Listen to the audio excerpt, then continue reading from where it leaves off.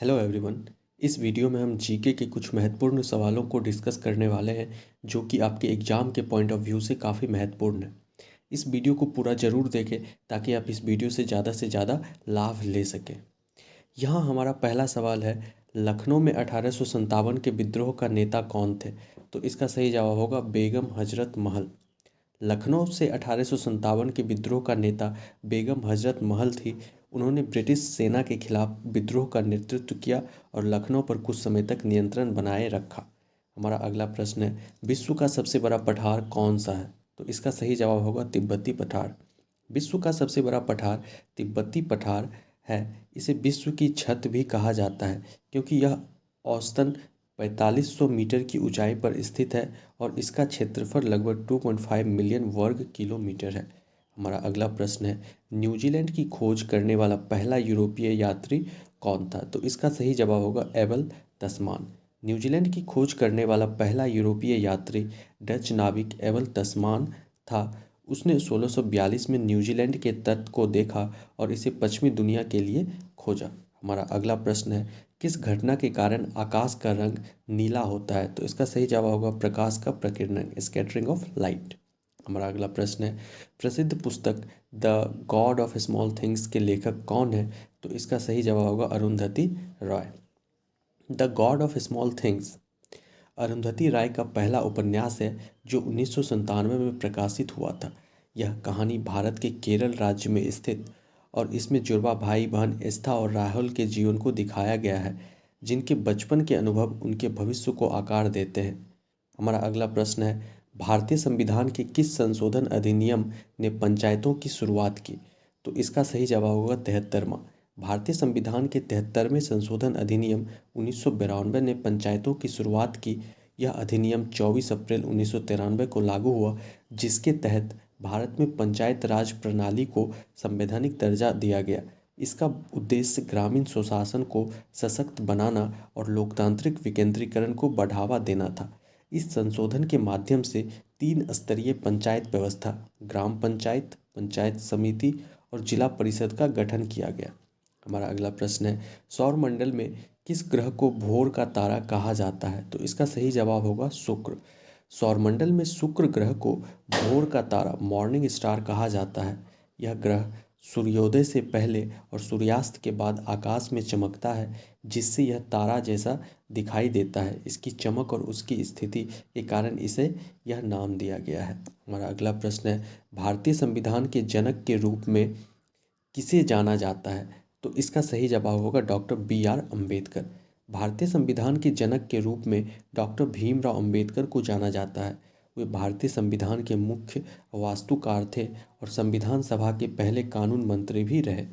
उनकी नेतृत्व क्षमता और विचारों ने भारतीय संविधान के निर्माण में महत्वपूर्ण भूमिका निभाई। हमारा अगला प्रश्न है, मानस बाघ अभयारण्य कहाँ स्थित है? तो इसका सही जवाब होगा असम। मानस बाघ अभयारण्य, मानस टाइगर रिजर्व, भारत के असम राज्य में स्थित है।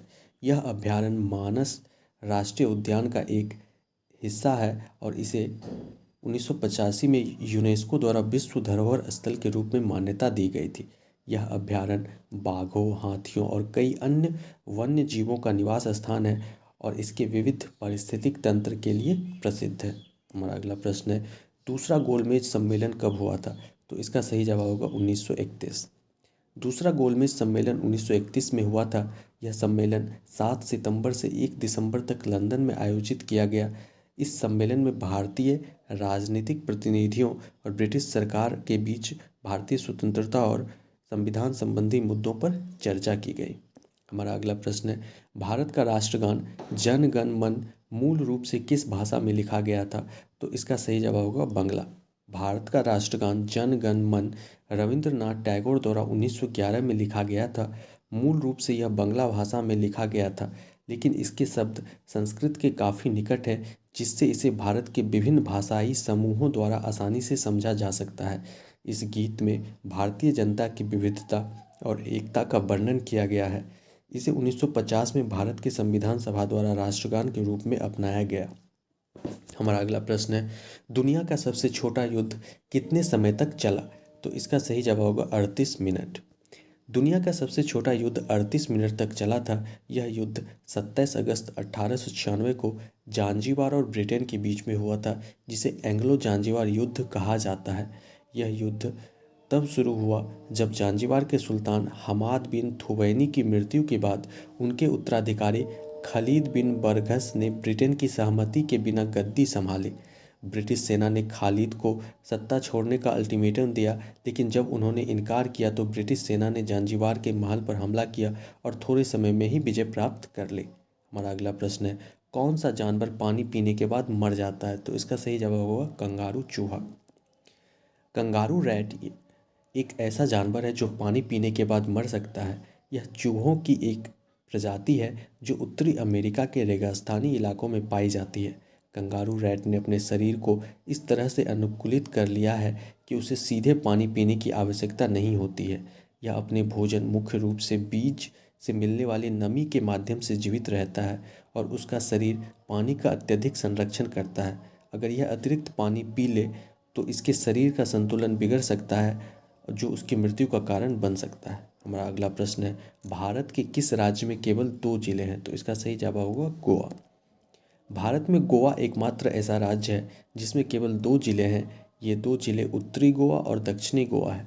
यह राज्य भारत के पश्चिमी तट पर स्थित है और अपने समुद्री तटों, सांस्कृतिक धरोहरों और पर्यटन के लिए प्रसिद्ध है।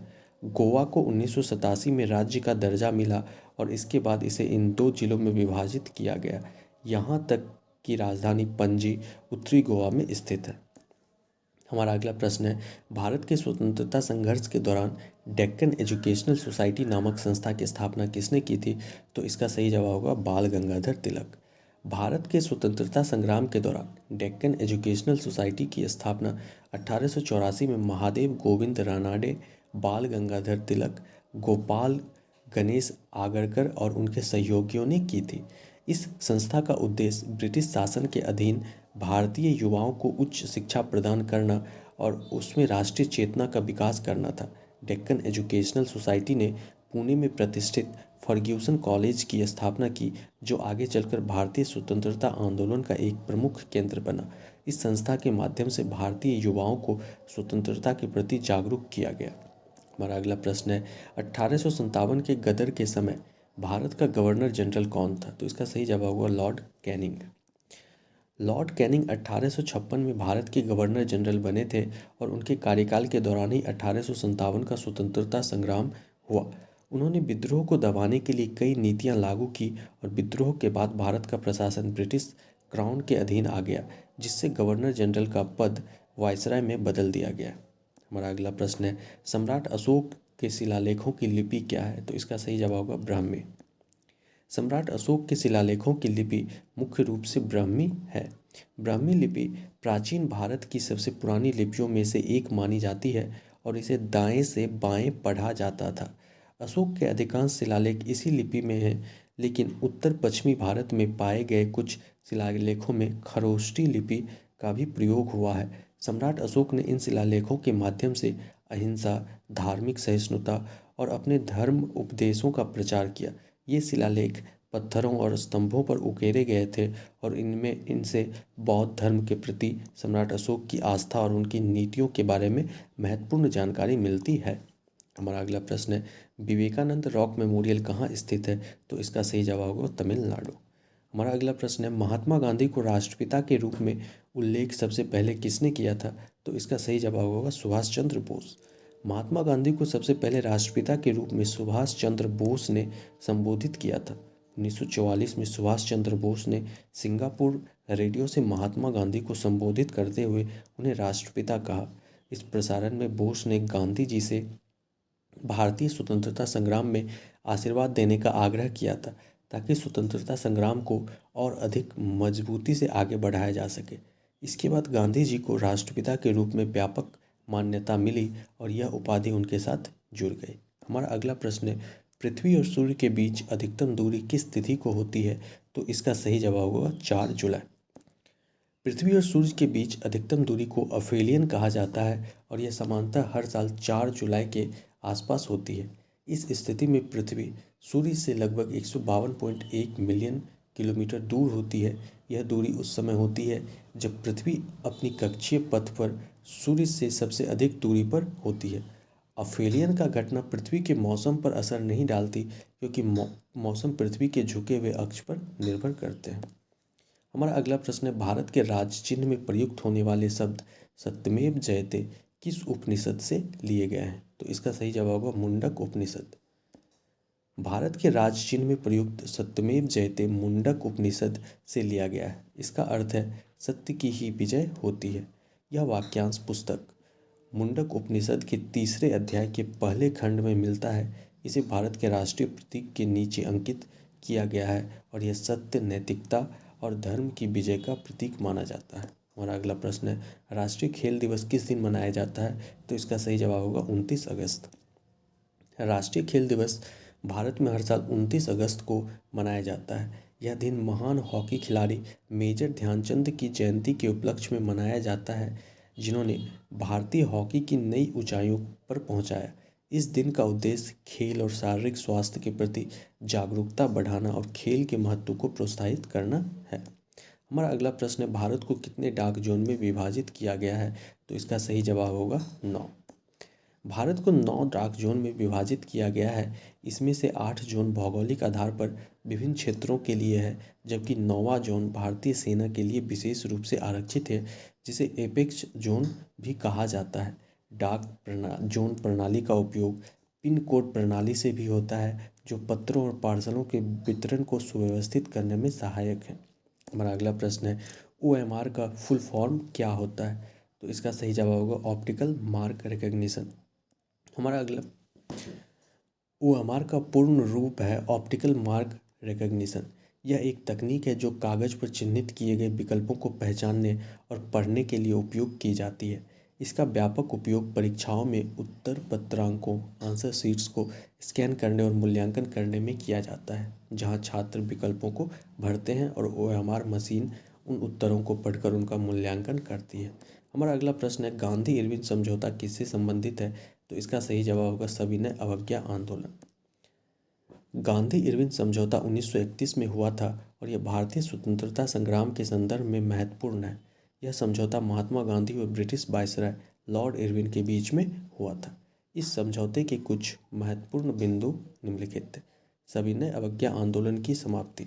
गांधी जी ने समझौते के बाद सविनय अवज्ञा आंदोलन को समाप्त करने का निर्णय लिया। सत्याग्रहियों की रिहाई। ब्रिटिश सरकार ने उन सभी राजनीतिक बंदियों को रिहा करने का आश्वासन दिया जिन्हें बिना किसी गंभीर अपराध के गिरफ्तार किया गया था। और तीसरा है नमक कानून में ढील। ब्रिटिश सरकार ने नमक कानून को और अधिक लचीला बनाने का निर्णय लिया, जिससे लोग नमक बनाने का अधिकार प्राप्त कर सके। यह समझौता भारतीय स्वतंत्रता संग्राम में एक महत्वपूर्ण मोड़ साबित हुआ